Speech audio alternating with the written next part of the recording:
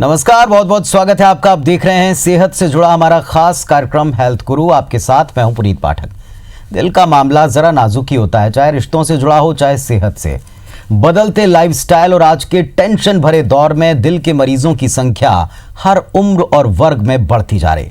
सिर्फ उम्र दराज लोग नहीं, नौजवान भी, बल्कि कई बार इनसे छोटे लोग भी इसका शिकार बनते हैं। लेकिन आप दिल के रोगी ना बने, इसके लिए आज हम इस खास कार्यक्रम को लेकर आए हैं।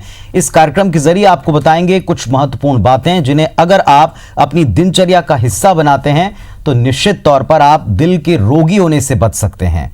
अगर आप इस संबंध में कोई सवाल पूछना चाहते हैं, आपके मन में कोई शंका है, तो हमारी फोन लाइन ओपन कर रहे हैं हम। नंबर नोट कीजिएगा 400877। अगर आप रायपुर के बाहर से कॉल करें तो 0771 इस कोड को अप्लाई कीजिए और 400877 पर कॉल कीजिए। चलिए कार्यक्रम की शुरुआत करते हैं।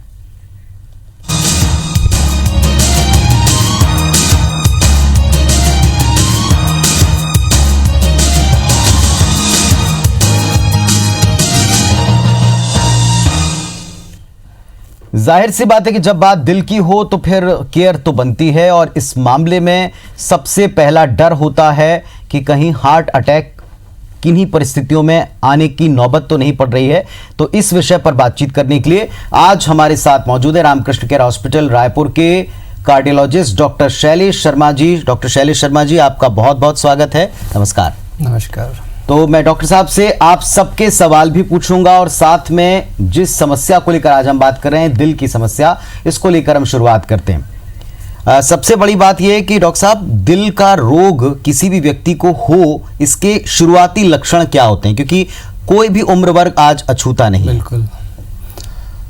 देखिए, पहले हम ये मानते थे कि दिल का रोग, हार्ट अटैक खासकर, तो खास उम्र में होगी, मतलब बुढ़ापे में। पर वो कंसेप्ट धीरे धीरे आज की परिस्थितियों में हम देख रहे हैं कि चेंज हो गया है। आपका आश्चर्य होगा, मेरे अनुभव में सबसे यंग एज जो हार्ट अटैक लेके मेरे पास आया वो किस उम्र का था? 16 साल, 19 साल जी। तो कम उम्र में भी हार्ट अटैक से आप बच जाएंगे ऐसा नहीं है। शुरुआत जिस कारण से होता है वो है हार्ट की जो आर्टरीज हैं, कोरोनरी आर्टरीज कहते हैं, उसमें कोलेस्ट्रॉल जमा होने लगता है। ये सोचे कि ये तो उम्र के बाद ही होगा, ऐसा नहीं है। इस प्रोसेस की शुरुआत सेकंड डिकेड में हो जाती है। मतलब जी, जैसे ही हम 10 साल के हुए ये प्रोसेस शुरू हो जाता है, और एक लिमिट से जब बढ़ जाता है तो फिर एक दिन ये हार्ट अटैक में बनता है। जैसे किसी भी आपने बताया कि अब आपका जो तजुर्बा है, बहुत यंगस्टर भी इसका शिकार हो रहे हैं। क्या वजह आपको इसकी नजर आती है? क्योंकि लोगों को इस चीज से बचाना ही हमारे इस कार्यक्रम का और आपका भी मकसद है। बिल्कुल। देखिए, कुछ चीज़ें तो ऐसी हैं जो हमारे बस में नहीं है, कुछ हमारे बस में। अब सबसे बड़ा है अर्बनाइजेशन, शहरीकरण के साथ जुड़े हुए सारी चीज़ें।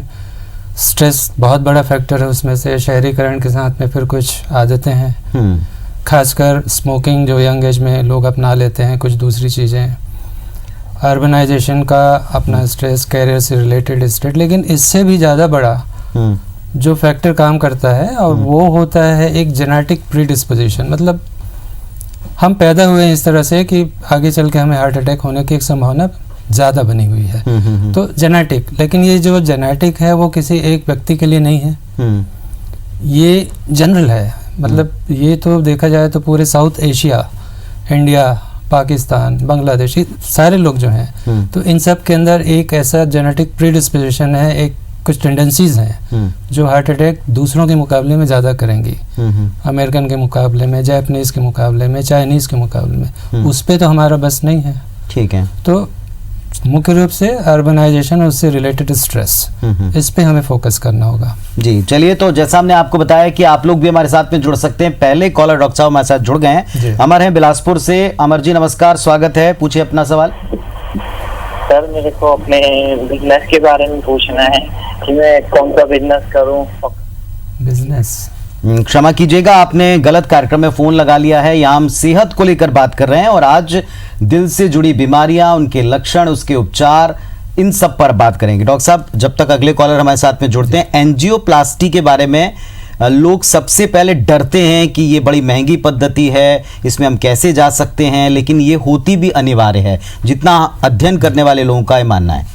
क्या है, थोड़ा इस पद्धति के बारे में बताएं, क्यों जरूरत पड़ती है इसकी? ज़रूर, मैं आपको थोड़ा सा पीछे ले चलता हूँ। मैं जिस ज़माने में अपना पीजी कर रहा था, एमडी मेडिसिन कर रहा था, आज से कम 25 साल पहले की बातें कर रहा हूँ। उस समय हार्ट अटैक लेके कोई आता था तो ये एंजियोप्लास्टी, ये सारी चीज़ें तो होती ही नहीं थी।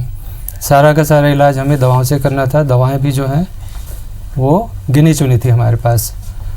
उस ज़माने में यदि किसी व्यक्ति को हार्ट अटैक है और उसका बीपी बहुत कम चल रहा है तो उसके बचने के चांसेस, आपको बड़ा आश्चर्य होगा ये जान के, मुश्किल से 5 से 10% होता था।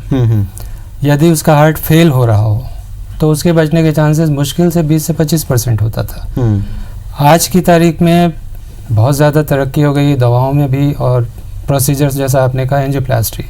तो ये सिचुएशंस हैं जिसमें हार्ट अटैक के बाद यदि बीपी कम है, हार्ट अटैक के साथ में हार्ट फेल कर रहा है, और जो आज से 20-25 साल पहले की बातें हैं जिसमें बचने के चांसेस बहुत कम थे। एंजियोप्लास्टी के आने के बाद में इनके बचने के चांस, इनके जीवित रहने के चांसेस बहुत ज़्यादा बढ़ जाते हैं। जो 5% था वो आज 60% से ऊपर हो जाएगा। मतलब 2/3 से ज़्यादा मरीज के बचने के चांसेस इसमें हो जाते हैं। तो एंजियोप्लास्टी तो एक तरह से ऐसे जो कॉम्प्लिकेटेड हार्ट अटैक्स हैं उसमें हमारे लिए वरदान की तरह है। रही बात अफोर्डेबिलिटी की, आपने कहा कि कॉस्टली है। कॉस्ट ज़रूर इसमें है, लेकिन ऐसा बहुत ही एग्जॉर्बिटेंट जो कहें कि बिल्कुल पहुंच के बाहर है जी, ऐसा तो नहीं है।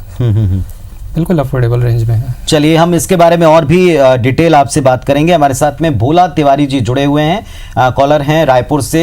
नमस्कार साहब, अपना सवाल पूछिए। तिवारी साहब पूछिए अपना सवाल। सर आपको प्रणाम कर रहा हूँ दोनों को, और आपके चैनल को बहुत बधाई दे रहा हूँ जो कि ऐसे मुद्दा को उठाए आप बहुत अच्छे लगते हैं। हमारे दिल में थोड़ा सा धक धक करता है सर, उसके लिए कैसे बचने के लिए अपन जानकारी चाहिए जी। चलिए हम बात करते हैं डॉक्टर साहब से। थोड़ा सा पेन इनको होता है, पेन होता है दिल का। अशोक जी हैं ये जी, भोला तिवारी साहब। भोला तिवारी। भोला जी देखिए, हर छाती के दर्द को आपको हार्ट से जोड़ के नहीं देखना है। कहीं भी छाती में दर्द हुआ तो तुरंत दिमाग में हार्ट आता है, ये नेचुरल है। लेकिन मैं आपको समझाने की कोशिश करता हूँ, छाती में जो दर्द हो और ऐसा दर्द हो जो चलने फिरने से, मेहनत करने से ही हो, या तो बीचों बीच होगा या हो सकता है बाईं तरफ हो, और उसके अलावा वो आपके जॉ की तरफ जाता है या बाईं हाथ की ओर आ रहा है या दाईं हाथ की ओर आ रहा है, तो बीचों बीच जॉ की तरफ, राइट या लेफ्ट आर्म की तरफ। और जब भी आप कोई मेहनत करते हैं तब ये उठता है। जैसे ही आप रुक जाते हैं, बैठ जाते हैं, 5, 10, 15 मिनट में धीरे धीरे आराम होता है। ये ज़रूर हार्ट का दर्द हो सकता है, लेकिन कहीं भी कुछ भी दर्द हो वो हार्ट का दर्द हो ऐसा आप ना माने। दूसरा, यदि कभी कभी बैठे बैठे ही कोई दर्द हो रहा हो और आपको लगे कि हार्ट का दर्द है, तो एक चीज़ ध्यान में रखिएगा, बहुत ज़्यादा घबराहट जिसका कोई कारण आपको ना समझ आए, छाती में दर्द हो रहा है और घबराहट हो रही है और पसीना आ रहा है, बेचैनी हो रही है, इसमें एक संभावना बनती है कि शायद ये हार्ट का दर्द हो। ऐसे में ज़रूर आपको डॉक्टर के पास तुरंत जाना चाहिए। चलिए हमारे साथ में अगले कॉलर सतीश गुप्ता जी रायपुर से जुड़े हुए हैं। सतीश जी नमस्कार, स्वागत है, पूछिए अपना सवाल। हमारे साथ में अगले कॉलर सतीश गुप्ता जी रायपुर से जुड़े हुए हैं। जी, सबसे पहले आप अपना टीवी का साउंड बंद कर दें, तभी आपकी आवाज हम तक आएगी। अपना सवाल पूछिए। हेलो जी, सवाल पूछिए।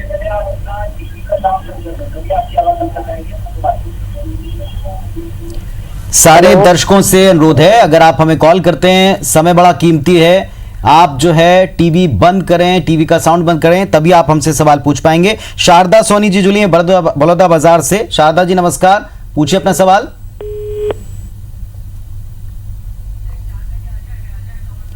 अजय जुड़े हैं हमारे साथ में कवर्धा से। अजय जी नमस्कार, पूछिए अपना सवाल। चलिए हमारे कॉल डिस्कनेक्ट हो रहे हैं, लेकिन सभी का एक सवाल, आपने एक अच्छी बात एक बताई कि दिल की बीमारी के उपचार मौजूद हैं, लेकिन लोगों के मन में भ्रांति है कि महंगे हैं, लेकिन ये असरकारक भी हैं। कई बार ऐसे यंगस्टर जब पहुंचते हैं दिल की बीमारी लेकर के या किसी भी उम्र वर्ग के, तो उनको ये यकीन ही नहीं होता कि हम दिल के मरीज हैं। बिल्कुल। तो ये सब उम्र वर्ग में फैली है, कैसे आप लोगों को कन्विंस कर पाते हैं? ये आपने बहुत अच्छा प्रश्न किया, और सच बात यह है कि ये चीज़ हमको बहुत परेशान भी करती है। तो अपने दर्शकों से तो हम आज यही कहना चाहेंगे कि आप किसी भी अस्पताल में जाते हैं, डॉक्टर आपको देखभाल के आपसे बातें करता है, जब वो बिल्कुल श्योर है तभी आपसे कहता है कि भाई आपके मरीज को हार्ट अटैक है। तो लोग उसमें काउंटर आर्ग्यूमेंट करते हैं, भाई मैं तो पैदल चल के आया हूँ, मैं अपने पैरों पे चल के आया हूँ, हमारा मरीज तो जो है बिल्कुल अभी देखने में ठीक ठाक दिख रहा है, आप कहते हैं इसे हार्ट अटैक है। तो आप सबको ये बताएं कि हार्ट अटैक का मरीज ऐसा ही होता है, देखने में बहुत बीमार दिख रहा है ऐसा बिल्कुल नहीं होता है। ये वो लोग हैं जिनकी सांस फूल रही है, जैसा हमने कहा हार्ट फेलियर हो या जिनका बीपी कम हो, वो आपको बहुत गंभीर रूप से बीमार दिखेंगे। बाकी जो बचे हुए हैं, और ये मुश्किल से 20% लोग हैं, 80% जो बाकी बचे वो तो बिल्कुल ठीक ठाक दिखते हैं देखने में, लेकिन उनको दर्द हुआ, शायद दर्द आराम भी हो गया, ईसीजी में दूसरे हम जो जांच करते हैं उसमें दिखता है कि काफ़ी बड़ा हार्ट अटैक है। तो ऐसे में उनके जान पे खतरा होता है। मरीज के घर वालों से जब हम समझाने की कोशिश करें तो ये इस तरह के जो आर्गुमेंट्स आते हैं, तो हम अनुरोध करते हैं कि उस समय डॉक्टर की बातों पे भरोसा करें, ये स्वीकार करें कि हार्ट अटैक है और जितना जल्दी हो सके उस पर आगे बढ़ें जी, क्योंकि जो समय लॉस हुआ जी जी वो ट्रीटमेंट का फायदा कम होगा। जी, तो डॉक्टर साहब जो एक इम्पॉर्टेंट बात ये कह रहे हैं कि अगर आप दिल की बीमारी से संबंध में लेकर कोई परेशानी जाते हैं डॉक्टर साहब के पास में, अगर वो हार्ट अटैक कह रहे हैं और अगर आप तब समय व्यर्थ करते हैं आर्गुमेंट में, तो ये आपके पेशेंट के लिए, आपके अपने आप के लिए खतरनाक हो सकता है। समय बचाएं और फौरन इस पर यकीन। तरुण जी जुड़े हैं कांकेर से, मैं सवाल लेता हूं उनका। नमस्कार तरुण जी, सवाल पूछिए। सवाल पूछिए, टीवी का साउंड बंद कर दें, तुरंत सवाल पूछें। हाँ, बीपी कम होते रहता है सर, कैसे होता है और कैसे बचना, इसके बारे में जानना है। जी चलिए, ब्लड प्रेशर कंट्रोल करने के बारे में सवाल पूछना चाहते हैं, उसका डिसऑर्डर इनको लग रहा है। तरुण जी, यदि आपका ब्लड प्रेशर हाई है और उसको कम कैसे किया जाए आपका सवाल है, तो जवाब बहुत सिंपल है। बीपी कम करने की दवाइयाँ और उसके अलावा जो डॉक्टर आपको गाइडेंस दें, जो हम कहते हैं लाइफस्टाइल मैनेजमेंट, जिसमें खाने पीने पे संयम, थोड़ा सा नमक पे संयम, रोज़ व्यायाम कसरत करना, जिसमें सबसे अच्छा तो यही है कि आप रोज़ वॉक करें। जिम जाने की ज़रूरत नहीं कसरत करने के लिए, आप 3 से 5 किलोमीटर वॉक रोज़ करें। ये सारी चीज़, थोड़ा स्ट्रेस अपना मैनेज करें, तो ये सारी चीज़ें आपको बीपी कंट्रोल करने में मदद करती है। शायद मैंने ऐसा सुना कि ये कहना चाह रहे हैं कि इनका बीपी कम रहता है। जी जी, यदि वो सिचुएशन है तो फिर आपको अपना चेकअप करा के ये तय करना होगा कि आपका बीपी यदि कम चलता है तो उसका कोई कारण है या नहीं। चलिए, तो आप इसका कारण जरूर पता लगाएं क्योंकि ये भी बीमारी का संकेत हो सकता है।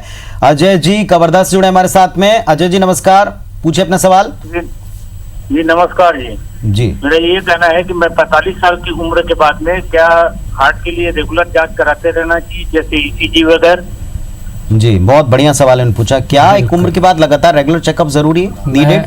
मैं बहुत खुश हूँ अजय जी, आपके जैसे लोगों की ही ज़रूरत है, क्योंकि हमारे पास ऐसे लोग आते हैं जिनको सालों से शुगर है, बीपी है, कुछ दूसरी बातें हैं, वो स्मोकिंग करते हैं। हम उनसे कहते हैं कभी आपने अपने हार्ट का चेकअप कराया? जवाब मिलता है डॉक्टर साहब ज़रूरत नहीं पड़ी। अब ये जो जवाब है उसमें तो आंख मूंद के बैठे रहने वाली बात है। तो आपका जो सवाल है, बिल्कुल आपको जागरूक रहना है, आपको समझना है कि क्या आपको अपने हार्ट की सुरक्षा की ज़रूरत है। उसके लिए आपको प्रोएक्टिव होना है, खुद से होके उसके लिए प्रयास करना है। ये नहीं कि डॉक्टर ने तो बोला नहीं मैं तो उनके पास जाता हूँ, या ये नहीं कि मेरे मन में तो कभी आया नहीं, मुझे कोई तकलीफ ही नहीं है। तो आपका सवाल है कि क्या 45 के बाद, बिल्कुल जो पुरुष 45 के हैं, जो महिलाएं 55 की हैं, या जो महिलाएं जिनका मेनोपॉज हो चुका है, इनको साल में एक बार अपने हार्ट का चेकअप ज़रूर कराना चाहिए। और यहाँ एक चीज़ और जोड़ना चाहूँगा मैं, उस चेकअप में आप ध्यान दीजिएगा कि आपका डॉक्टर जो है ट्रेडमिल टेस्ट वो ज़रूर शामिल करे। कई बार क्या होता है, लोग ईसीजी कराते हैं, कहते हैं हार्ट बहुत अच्छा है, मामला ख़त्म, या इको करा लिया। नहीं, जब तक ट्रेडमिल टेस्ट आपने नहीं किया है तब तक अंदर कोई साइलेंट डिसीज़ जो बन रही हो वो नहीं पकड़ में आती है। तो बिल्कुल आप जागरूक रहें और अपने हार्ट का हर साल चेकअप जरूर कराएं। चलिए, तो एक सबसे काम की बात यह कि अगर आप 40 पार हैं तो फिर आपको वैसे भी सारी बीमारियों के प्रति अवेयर रहना चाहिए, लेकिन हार्ट डिजीज के प्रति आपको ज्यादा चौकन्ना रहना है, वक्त बर्बाद नहीं करना है, फौरन डॉक्टर की बात सुनना है और रिस्पॉन्ड जो डॉक्टर कहते हैं उस मुताबिक करना है। हमारे साथ में कॉलर जुड़े हैं सुनील साहब रायपुर से। सुनील जी नमस्कार, पूछिए अपना सवाल। नमस्कार पुनीत भाई। डॉक्टर साहब नमस्कार जी। डॉक्टर साहब, मेरा एक प्रश्न ये था कि गैस के कारण भी कई बार हार्ट साइड में दर्द होता है, और एसिडिटी, गैस का दर्द और हार्ट अटैक का सिम्टम एक जैसा होता है ऐसा बताया जाता है, तो दोनों में क्या फर्क है, थोड़ा सा ये जानकारी देंगे? चलिए ये भी बिल्कुल। अच्छा सवाल है, बढ़िया सवाल है। ये सवाल भी बहुत अच्छा है और मेरे ख्याल से आपके सवाल से सभी दर्शकों को फायदा होगा। बिल्कुल सही है, कई बार लोग डॉक्टर के पास जाते हैं आधी रात को, चेकअप करते हैं, इवन ईसीजी निकालते हैं, कहते हैं गैस का दर्द है, दूसरे दिन सुबह फिर पता लगता है हार्ट अटैक हो गया। कैसे फ़र्क किया जाए? देखिए, मैं शुरू में भी जैसा समझा रहा था कि हर छाती का दर्द हार्ट अटैक नहीं या हार्ट का नहीं है, वैसे ही हर गैस या आपके पेट के ऊपरी हिस्से में जलन हो वो हार्ट का नहीं है, लेकिन हो सकता है। कब आप शंका करेंगे? फिर से वही बातें, बिना वजह बेचैनी, घबराहट, पसीना, हमारी भाषा में हम कहते हैं ये सब ऑटोनॉमिक डिस्टर्बेंसेस होते हैं। ये अगर हो, आपको गैस की तरह महसूस हो रहा है लेकिन बहुत ज़्यादा बेचैनी हो रही, घबराहट हो रही, पसीना आ रहा है, तो ज़रूर इसमें शंका करें कि ये गैस नहीं, शायद हार्ट का मामला है। यही एक लक्षण है जो आपको मदद करेगा उसको फ़र्क करने में। चलिए, तो आप इस बात का ख्याल रखें, हर दर्द जो छाती में उठता है वो हार्ट से रिलेटेड नहीं है, लेकिन अगर आपको शंका है तो इसे चेकअप कराने में कोई दिक्कत नहीं, क्योंकि ये प्रिवेंशन ही आपको बचा सकती है। हमारे साथ में दिलीप तखतपुर से जुड़े हुए हैं। दिलीप जी नमस्कार, पूछिए अपना सवाल। नमस्कार डॉक्टर साहब, मैं तखतपुर से दिलीप तोलानी बोल रहा हूँ। जी जी सर, मैं ये पूछ रहा हूँ कि हार्ट की जो डिजीज है वो क्या अनुवांशिक रहती है, और या दूसरा प्रश्न है कि दिल को खुश रखने के लिए हमको क्या करना पड़ता है? क्या अनुवांशिक ही होता है दिल का रोग, और दिल को खुश रखने के लिए क्या करें हम? आपका सवाल ही काफ़ी दिलचस्प है दिलीप जी। देखिए, आनुवंशिक के बारे में शुरुआत में मैंने कहा था, यदि आप ये प्रोग्राम शुरू से देख रहे हैं तो आपने शायद सुना हो, कुछ पार्ट हैं जो भगवान ने हमें इस तरह से बनाया है, पूरे साउथ एशिया के लोगों को बनाया है। ये तो एक एथनिसिटी का प्रॉब्लम है कि कुछ चीज़ें हमारे अंदर हैं जो उसके डिटेल्स में हम अभी नहीं जा रहे हैं, लेकिन वो हमें हार्ट अटैक के लिए प्रोन करती है। मतलब हमारे अंदर हार्ट अटैक होने का चांस वेस्टर्न के मुकाबले में ज़्यादा है, सरप्राइजिंगली। दूसरा जैसा दिल को खुश रखना मेरे ख्याल से इसका जवाब शायद मेरे सहयोगी ज़्यादा दे सकेंगे। मेरे ख्याल से आपको अपनी सेहत का ख्याल रखना चाहिए, और सेहत के साथ में ये आपने बिल्कुल सही कहा कि खुश रहना एक सबसे बड़ी औषधि है। इसके लिए आप लाफ्टर, ये एक मेडिसिन मानी जाती है, इसका इस्तेमाल जरूर कर सकते हैं। और कैसे आप खुश रहें हमें जरूर बताइएगा। हम आगे अगले कॉलर की तरफ बढ़ते हैं। रमेश जी उज्जैन से जुड़े हैं। रमेश जी नमस्कार, स्वागत है, पूछिए सवाल। रमेश जी अगर आप सुन पा रहे हैं, सवाल पूछिए। नमक और शक्कर कितना लेना चाहिए अपने सामान्य जीवन में? अपना नमक सवाल। और शक्कर, जी जी, अपना कितना सवाल लेना दोहराएंगे चाहिए? प्लीज। नमक और शक्कर कितना लेना चाहिए? नमक सामान्य नमक नमक और शक्कर कितनी मात्रा में लेना नमक और चाहिए? शक्कर। हाँ जी, हाँ जी। अच्छा अच्छा। जी जी जी। नमक का आपका सवाल अच्छा है, थोड़ी सी लंबी चर्चा हो सकती है। देखिए, नमक जो है उसको जोड़ा गया है ब्लड प्रेशर से। हालांकि हर ब्लड प्रेशर का मरीज नमक कम करेगा और फ़ायदा होगा ऐसा नहीं है, लेकिन इन जनरल नमक कम खाना चाहिए। और हेल्दी रहने के लिए हम लोग कहते हैं 5 ग्राम से कम रोज़ आपके खाने में नमक जाए। उससे ज़्यादा होने से एक नुकसान होने का डर बना रहता है, जिसमें हाई ब्लड प्रेशर भी है, कुछ जो हार्ट फेलियर के मरीज़ हैं उनके लिए तो और ज़्यादा नुकसान होता है। कुछ सर्विलेंस वगैरह भी हुए हैं जिसमें अगर पूरे पॉपुलेशन में आपको आश्चर्य होगा, यदि नमक का कंजम्पशन आप कम कर दें तो नए बीपी के मरीज, नए हार्ट के मरीज ये कम पैदा होंगे। आगे चल के कमज़ोर हार्ट वाले कम होंगे, आगे चल के हार्ट फेलियर वाले कम होंगे। ऐसी एक धारणा भी है और ऐसा सर्विलेंस और ऐसा कंफर्म भी पाया गया है। तो ये पॉपुलेशन लेवल पे मेजर्स हो सकते हैं। तो बहुत अच्छा है, नमक पे कंट्रोल करना चाहिए 5 ग्राम तक। शक्कर का जहाँ तक सवाल है, तो जितना मैं समझता हूँ शक्कर भी एक सीमित मात्रा में आपके लिए उचित है। इनफैक्ट आज की तारीख में वर्ल्ड वाइड, पूरे विश्व में एक डिबेट चलता है कि कोलेस्ट्रॉल ज़्यादा नुकसान कर रहा है कि शक्कर। जी। और अभी लोगों की धारणा जो है वो शक्कर की ओर ज़्यादा है। कितनी मात्रा में, इसका जवाब शायद मेरे लिए कठिन है। एग्जैक्टली 20 ग्राम 30 ग्राम ये कहना तो कठिन है, लेकिन शक्कर जितना आप सीमित कर सकें आपके लिए अच्छा ही होगा। आपका सवाल बहुत अच्छा था।